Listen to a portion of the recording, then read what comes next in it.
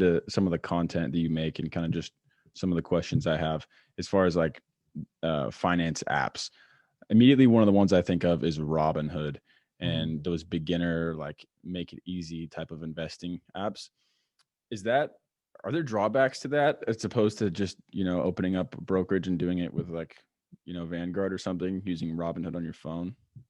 For like a personal user, I think overall every single app out there, regardless of if it's newer or older, will cater to a different type of user in general. So I sometimes have people in my videos, because I'll teach people how to use these apps. They're like, man, this is not for me. And I'm like, yeah, definitely. Like if you're already frustrated with the user interface or don't like certain metrics that they give you, like the app might not be for you. There's a lot of investing apps out there. So to say that one is better than the other because of how long it's been around, not always the case, because a lot of times innovation usually comes from newer companies. And Robinhood was one of the big companies that made zero fee, trade a big thing. Like back when I first started investing, man, that's crazy. Like I remember paying like $9.95 to be able to trade into a stock. And I know some people that had to pay way more than that back in the day. So it's like, I still remember having to pay for trades, where now it's virtually free on almost every single platform, but that's only because Robinhood came around.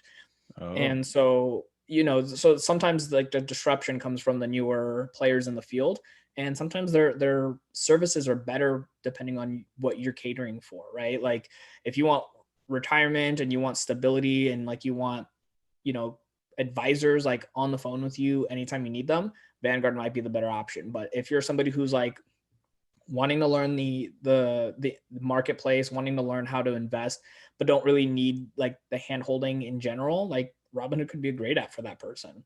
But there's drawbacks to both in general too. So I think for anybody, I always voice that people should try a bunch of different investing apps out there, because there are so many.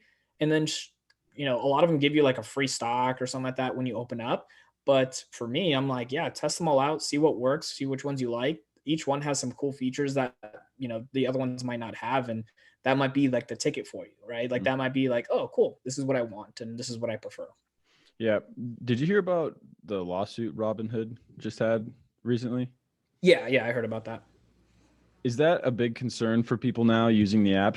Is that like news that someone should consider? Because the article I read put him in a pretty bad light, but I guess it seemed a little bit shady, but what do you think about it? Yeah, I mean, this is obviously my personal opinion. I am affiliated with them through some of my videos. So, not making sure that I'm sitting here like trying to defend them or go against them in any light. But Yeah. I mean, I think any company makes mistakes, they should be held accountable in those lights. But I also think that companies can learn from their mistakes and get better. So like the biggest issue with Robinhood was several times that their service went down in the middle of like some of the biggest trading days of all time, and that could be huge implications for some people. And luckily, I'm a long-term investor, so those kind of things didn't really affect me personally. But I can understand why the frustration would be there for a lot of other users. Since then, at least since the last big one, nothing else has happened on their servers. So I've been pretty happy with them, and I don't need that hand holding to be able to talk to an advisor or somebody else. So I've never had issues. So for me personally, I don't see it as a big of a deal as far as them having more issues down the road because of the lawsuit. I think that lawsuit is just there in place to hold them accountable for their mistakes. I completely agree. And I think one of the aspects of Robinhood is it kind of makes it feel like a game almost, because it's so simple and they got the confetti that comes out when you make a trade.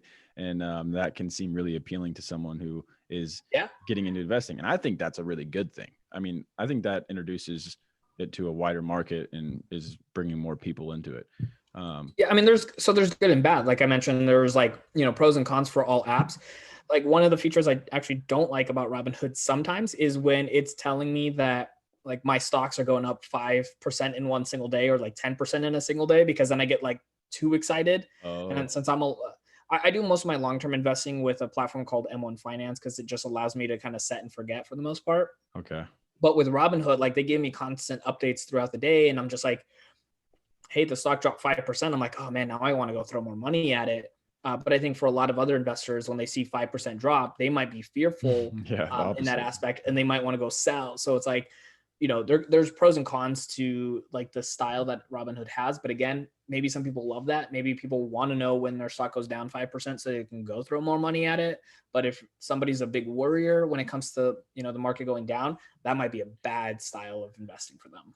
Yeah, and on the article that I was reading about, it was with NPR, and I guess one of the guys, it was just one of the examples of they gave, and of course they gave this one because it, was probably the best. It's going to get the most clicks, but um, somebody had like 700 something grand invested with Robinhood, and the app glitched and it showed zero in their account, like it was hacked or I don't really know what, and he couldn't get a hold of him, so he ended up committing suicide, and then that's tragic, but that's one of those things where it's like, long-term investing, you kind of got to detach emotionally from it, you know? Yeah, I mean, unless you're, at least for me, in my eyes, even like with Robinhood, I use it as like a riskier type of investing for my style because I have most of my investing with, like I said, M1 Finance, but I do have a little bit with Robinhood, and that's for me, it's all risk. Hmm. But I have to go into it knowing that like all my money could go away. But yeah, with that story too, it's of course unfortunate.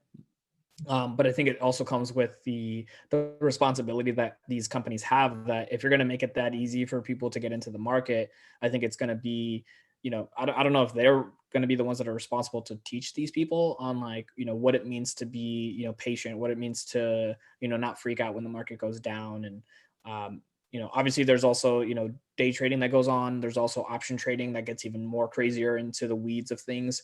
Hmm. And I think there just needs to be more education, which, I would assume would be coming down more over time. Yeah, one of the brokerages that I thought does a really good job of that is TD Ameritrade.